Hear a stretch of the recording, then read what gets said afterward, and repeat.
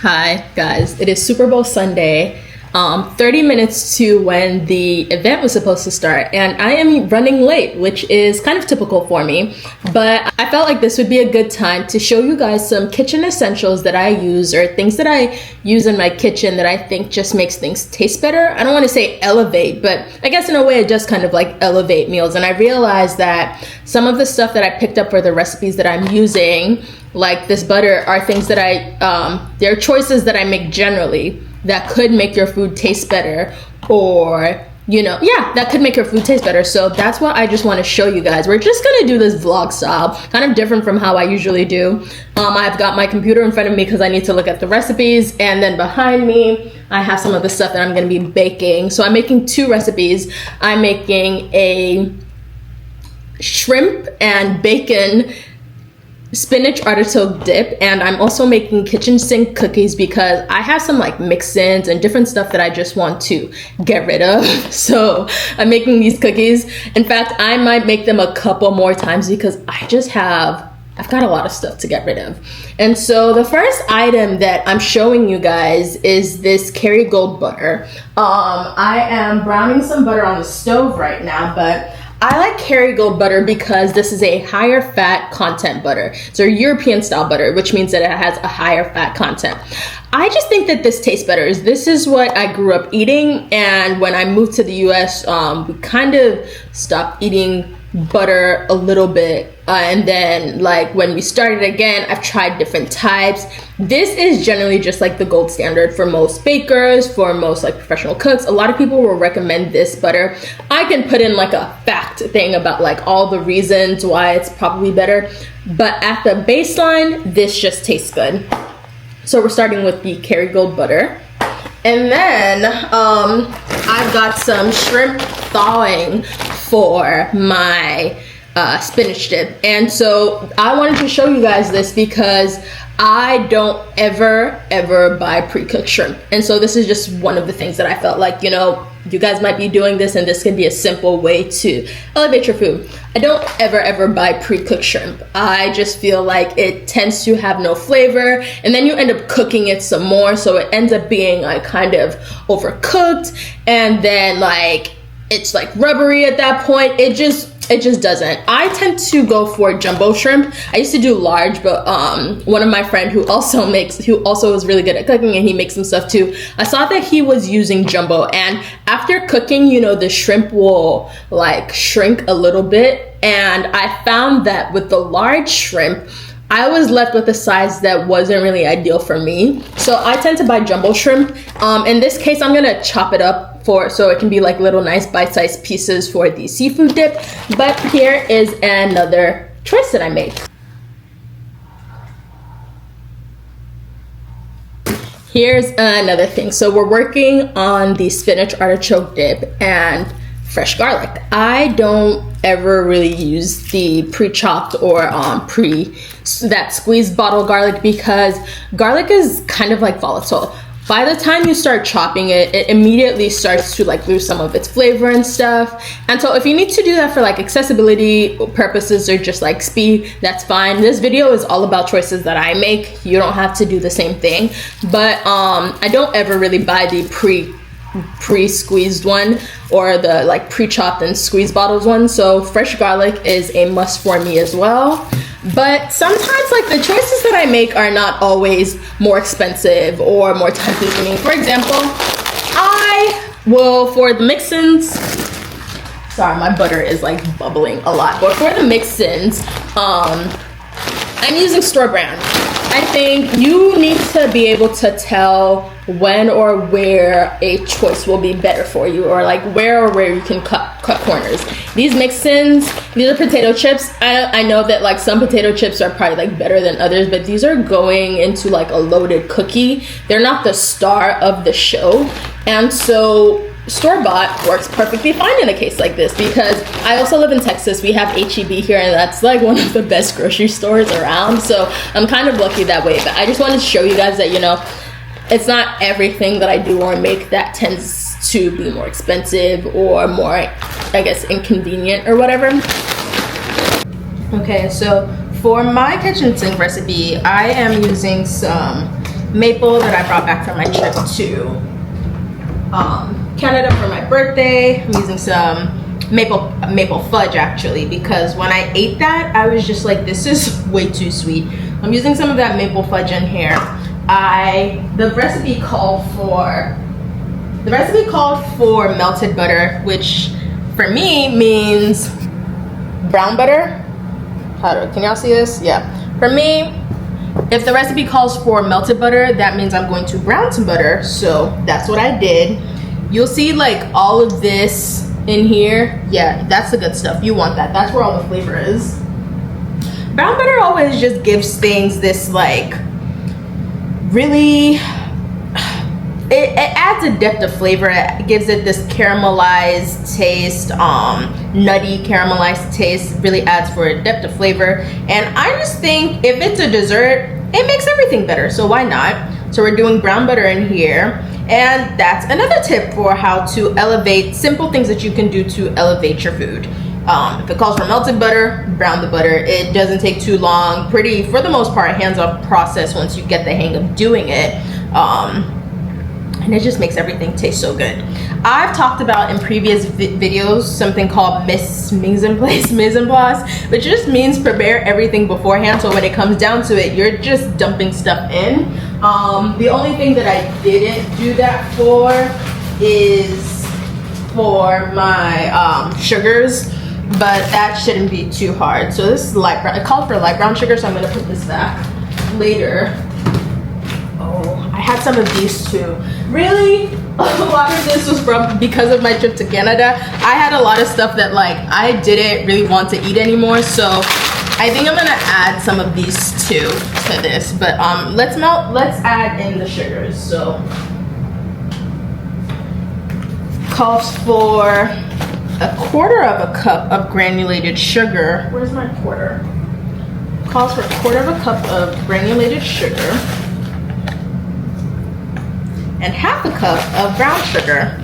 So we'll just use this so we don't have to wash too much and do 2 of these, because this is a quarter and that makes a half. But what are you doing for Super Bowl Sunday? Honestly, I'm here to see Kendrick Lamar perform and I'm here to eat. My friend almost canceled Super Bowl Sunday and I was kind of sad because I really wanted to make spinach dip. I love spinach dip. Or I was craving spinach dip. I don't know if I like love it. And then it says use a spatula to combine. So this is my brown sugar. I'm gonna put this back. My workspace right now is not that great. I don't know if I want to show you guys, but this is what the sugars look like. So I'm just going to combine it some more.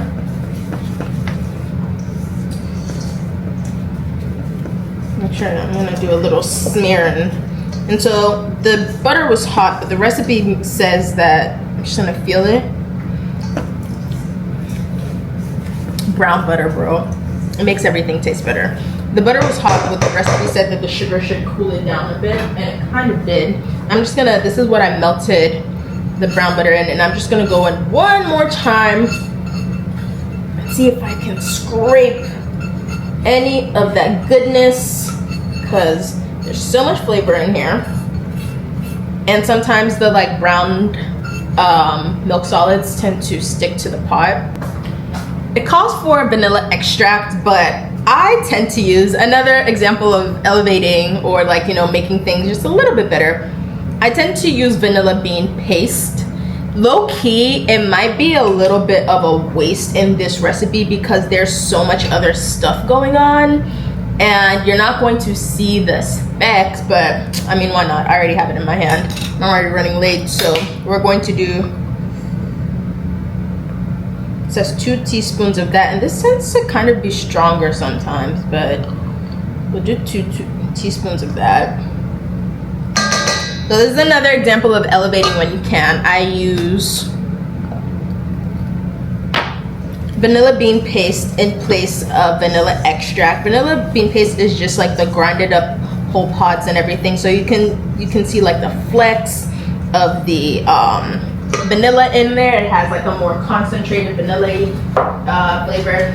It is ideal in certain scenarios where the vanilla is shining, or if the vanilla is able to be seen and you want those flecks. So maybe you are making like a custard or something like that. That would be a good example of that. So it says add the sugars, add the and stir that in. So I'm gonna mix this in still with my spatula. I wonder if I should get a whisk at this point, but I think we're good. I wish that I could like show you guys what I'm doing, but maybe we just talk. Yeah, it's 4:49, bro. This thing is starting at 5 and I'm on the first recipe. This is crazy. I think what I'm gonna do is make everything and then I'm gonna bake the cookies at my friend's place.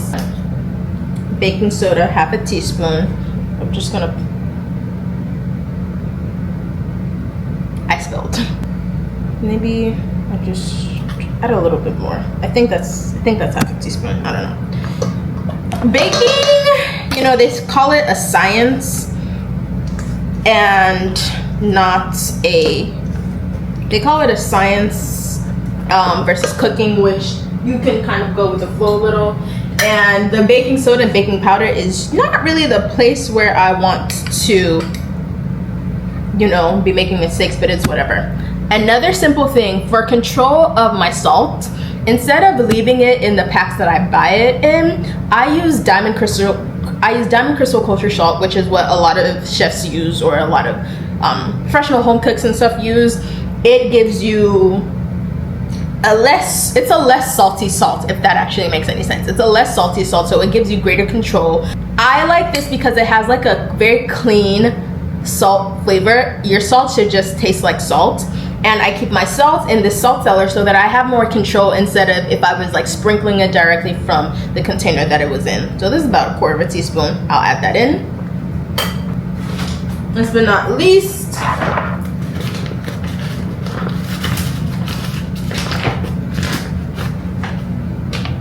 you want 1 1/4 cup of flour.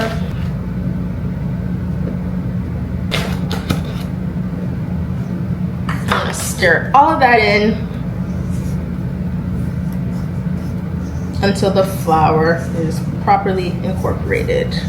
That it should be kind of wet, and so when we're done stirring, we'll see. But mine is low-key kind of very doughy. I really hope that this works out. Okay, so the cookies are in the oven. It's 5:12. Like we said, I'm gonna be late. Maybe I'll be there by 6:30. But I was talking to you guys about the shrimp earlier, and I'm about to chop them up. So I figured I could tell you guys more reasons why I choose this specific shrimp. So while I chop them up, aside from buying pre-cooked shrimp, you also have other options. Sometimes you have the option of buying shrimp that is sitting at the counter or at your grocery store. Depending on where you shop, you might have a seafood counter and they have some fresh seafood sitting there. Well, that fresh seafood is actually just frozen seafood that has been thawed and placed in front of you guys. So that's why I prefer to just go to the freezer section and just buy the frozen seafood anyways, because it's all the same thing. The only difference is you get to control how it's thawed and how long it's thawed for. You really have no idea of knowing how long that thawed seafood or that fresh seafood has been sitting out in the open. But even if you decide to go frozen, I think I haven't really seen it, or maybe it's not because I'm not looking for it, but you might be able to find seafood with the shells off completely, like the shells are off and it's completely prepped for you, deveined and all that stuff. I would not do that because the texture of shrimp that has been left in the shell tends to be better. Sometimes if they're already like peeled and everything for you, they kind of like mangle them in the process, and so you end up with these like misshapen shrimp and all that stuff. And I know that we all love the seafood or the shrimp that has those nice round, like just nice circular shapes. So that's why I wouldn't go for seafood that's already been deveined and the shells removed. Also, some people prefer to have the shells because they like to eat them. I like a little shell on sometimes. And then some people also prefer to use the shell on because you can also make a seafood stock using the shells. I'm not doing that this time. I don't have a reason to. But yeah, you could keep the shells and then use it for that. Another option that you have is the head-on. The reason why I don't tend to see frozen head-on shrimp, but once the shrimp dies and the head is on, there are some juices and stuff that in there that are delicious. If you live in the South or maybe up north, they have them too, but we have like seafood bowls, and sometimes you could get them with the head on, and you get to like suck the head, and there's all these like little juices and stuff in there. One second while I wash my hands.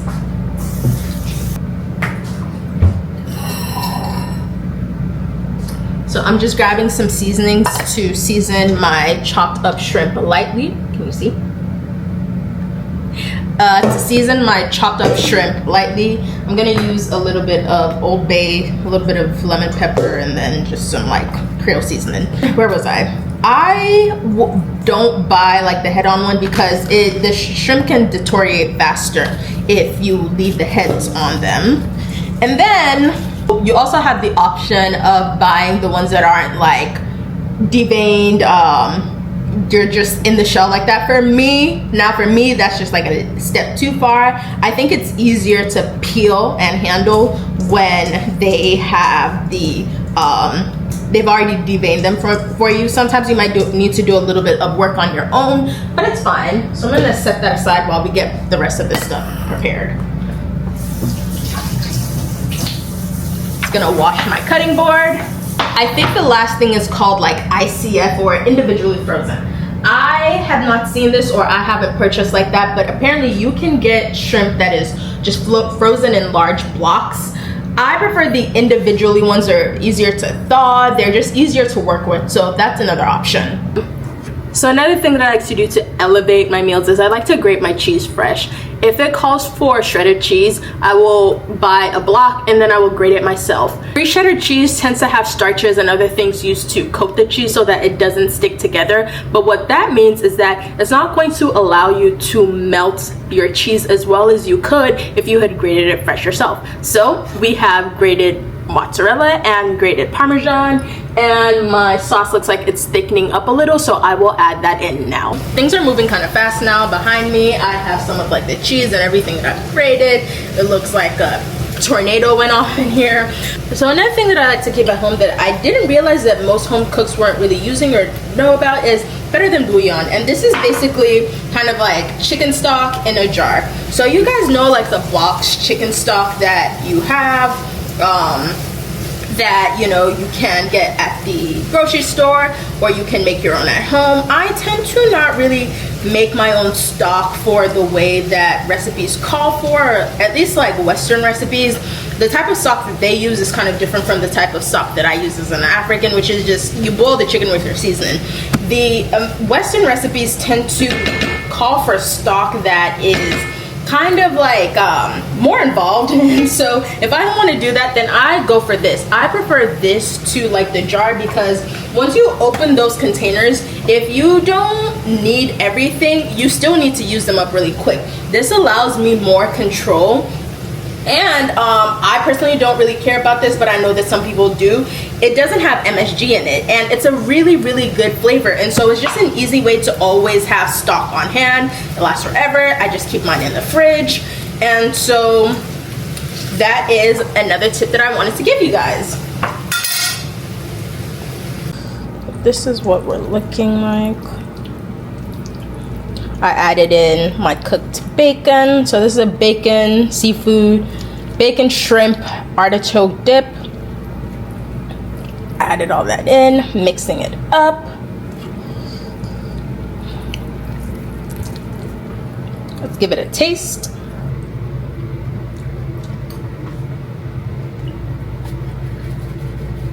I'm gonna add some more Old Bay. These are what the cookies are looking like. So they look kind of crazy, but that's because I used the Canadian maple fudge that obviously, you know, melted inside. But honestly, I think these should taste great. You want to try them together? did not use my oven thermometer like I should have, so I had to keep these in longer because they just were not looking right. But here's the cookie. This is what we look like. I kind of started breaking it, but we can do that together.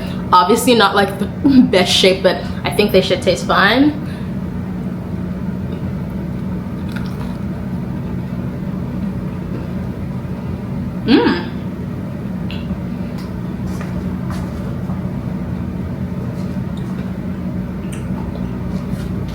I think I'm gonna top them with a bit of Maldon flaky salt just to cut the sweetness a little bit. I left them in the oven because I was worried about they just weren't looking done. I think I could have taken them out when I originally planned to, but they still have a really good texture. They're chewing, they're nice, so I'm gonna change and we can head to the Super Bowl party. I'm about to open the show. Do it in her direction, please.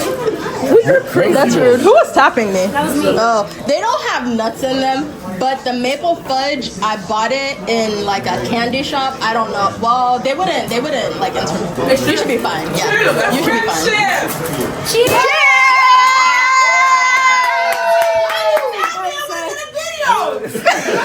Okay, this is the worst.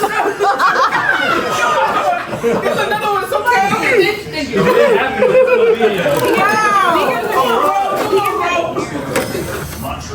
Making a video? You know, big ass. Wait, who's doing it? I'm gonna do it again. She better pop it. Oh my god. He's doing it like he's never eaten. You're like? Okay, you want me to do that again? Sorry. I'll always start. I'm so sorry. That's my bad. Yeah. Man, OG really goes gourmet for real. I'm actually screaming. Eddie is so pumped. I really wish that you made this for tomorrow. I'm so sad. Maybe you can leave it here. This looks great. You should put it on like a pizza. Put it on a pizza? I mean, you could. Plate number 1. I'm not gonna lie.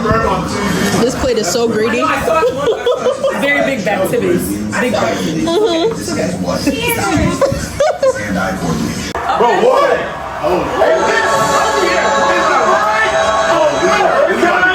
Mondo, you wanna move?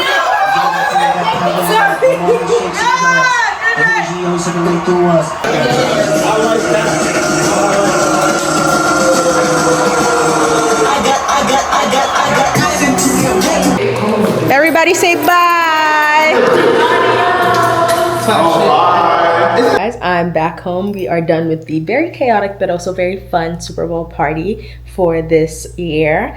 I didn't even get to show you guys the finished spinach dip when I was at home, but I think I got some clips at the party.